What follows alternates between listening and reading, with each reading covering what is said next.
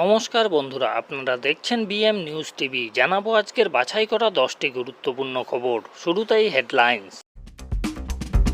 মহিলাদের ভিডিও বানাতে বাথরুমে ক্যামেরা, দাসপুরে গ্রেপ্তার ক্লাস 11-এর ছাত্র।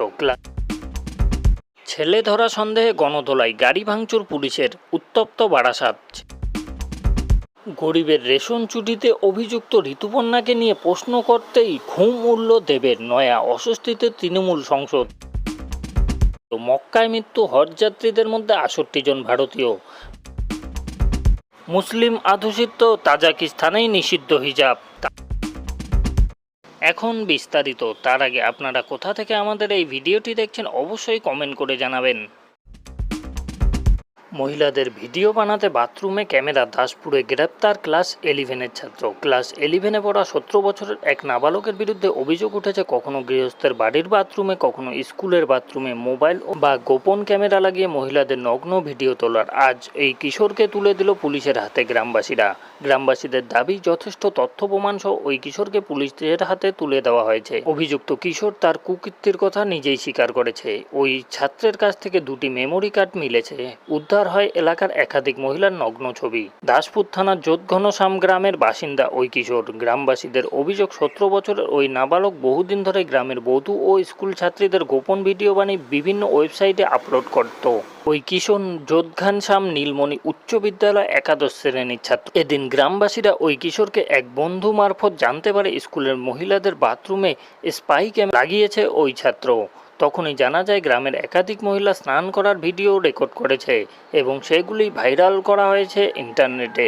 ঘটনা জানাজানি হতেই ওই নাবালককে বাড়ি থেকে তুলে আনে গ্রামের মানুষ। তার কাছ থেকে 2টি ফোন ও মেমোরি কার্ডও উদ্ধার হয়। এতে 250-রও বেশি অশ্লীল ভিডিও রয়েছে বলে গ্রামবাসীদের অভিযোগ। এরপরেই কিশোরকে পুলিশের হাতে তুলে দেওয়া হয়। শোরগোল পড়ে যায় গোটা এলাকায়। কলেজ বিশ্ববিদ্যালয়ে ভর্তি আবেদনে বড় রদবদল। 24শে জুন থেকে শুরু হবে ফ্রিতে অ্যাডমিশন। একাধিক কলেজ বিশ্ববিদ্যালয়ে ভর্তির প্রক্রিয়ায় অচ্ছন্নতার অভিযোগ উঠেছে। তা নিয়ে কম বিতর্কও তৈরি হয়নি। তাই এবার স্বচ্ছতা অর্জনের লক্ষ্যে কেন্দ্রীয় অনলাইন পোর্টালে চালু করল রাজ্যের উচ্চশিক্ষা দপ্তর। বুধবার বিকাশ ভবনে এ সংক্রান্ত বিষয় নিয়ে সাংবাদিক বৈঠক করেন শিক্ষামন্ত্রী ব্রাত্য বসু। রাজ্যের 16টি বিশ্ববিদ্যালয়ে 461টি স্নাতক স্তরে 7170টি কোর্সের ভর্তি প্রক্রিয়া চলছে। তবে কেন্দ্রীয় অনলাইন ভর্তির প্রক্রিয়ার বাইরে রয়েছে প্রেসিডেন্সি বিশ্ববিদ্যালয়। এছাড়াও রয়েছে যাদবপুর বিশ্ববিদ্যালয়, স্বশাসিত কলেজ, সংখ্যালঘু college, BEd, fine arts, performing arts. দেশের যে কোনো প্রান্তের শিক্ষার্থীরা এই পোর্টালের মাধ্যমে আবেদন করতে পারে। বিনামূল্যে আবেদন করা যাবে। 24শে জুন থেকে আবেদনপত্র গৃহীত হবে। প্রথম পর্যায়ে ভর্তির আবেদন শেষ হবে 7ই জুলাই। ভর্তি সংক্রান্ত টোল ফ্রি নম্বর হল 180010280114। ছেলে ধরা সন্দেহে গণধোলাই, গাড়ি ভাঙচুর পুলিশের, উত্তপ্ত বারাসাত। ছেলে ধরা সন্দেহে এক মহিলা সহ 2 জনকে গণধোলাইয়ের ঘটনায় তুমুল উত্তেজনা ছড়ায় উত্তর 24 পরগনার বারাসাতের শ্রীনগর এলাকায়। পুলিশ পরিস্থিতি সামাল দিতে গিয়ে ক্ষোভে ফেটে পড়েন এলাকার মানুষ। উত্তেজিত জনতা পুলিশের গাড়িও ভাঙচুর করে বলে অভিযোগ। ঘোষপাড়া এলাকায় এক মহিলা এবং এক পুরুষকে ছেলে ধরা সন্দেহে আটক করে এলাকার মানুষ। পরে সেই আগুন ছড়িয়ে পড়ে বারাসাতের শ্রীনগরে। রীতিমতো গণধোলাই শুরু হয়। সাংবাদিক বৈঠক করে পুলিশ সুপার প্রতীক্ষা ঝাড়খাড়িয়া স্পষ্ট জানিয়ে দিলেন, শিশু চুরির কোনো ঘটনাই ঘটেনি, পুরোটাই গুজব। আর ঠিক সেই কারণেই গুজব ছড়াচ্ছে এবং মোবাইল ও ঘটনার ছবি তোলার অভিযোগে পুলিশ বেশ কয়েকজনকে আটক করেছে। সূত্রের খবর, এদিন সকালে বারাসাত কামাখ্যাগুড়ি মন্দির সংলগ্ন এলাকায় অটোয় উঠতে যাচ্ছিলেন এক মহিলা। তার সঙ্গে ছিল আরও একজন। সেই সময়ই অচমকায় তাকে ছেলে ধরা তকমা দিয়ে মারধর শুরু করে জনতা।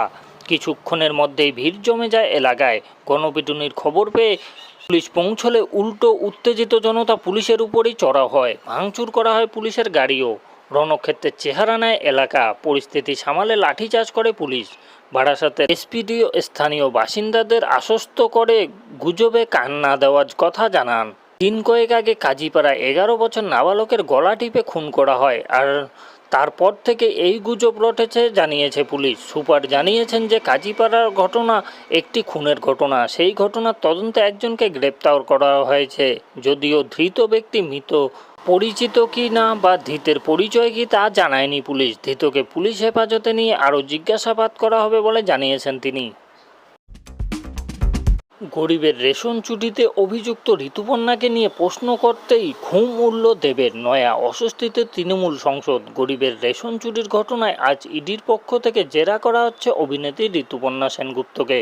আর সেই বিষয়ে প্রশ্ন করতেই আরেক অভিনেতা তথা তৃণমূল সংসদ দেবের অস্বস্তি বাড়িয়ে দিলেন বিরোধী দলনেতা শুভেন্দু অধিকারী, যেখানে দেবকে ছাপ্পা মেরে জেতা থেকে শুরু করে বিভিন্ন সামগ্রী ঘুষ নিয়েছে বলে অভিযোগ করেছেন নন্দীগ্রামের বিজেপি বিধায়ক শুভেন্দু অধিকারী।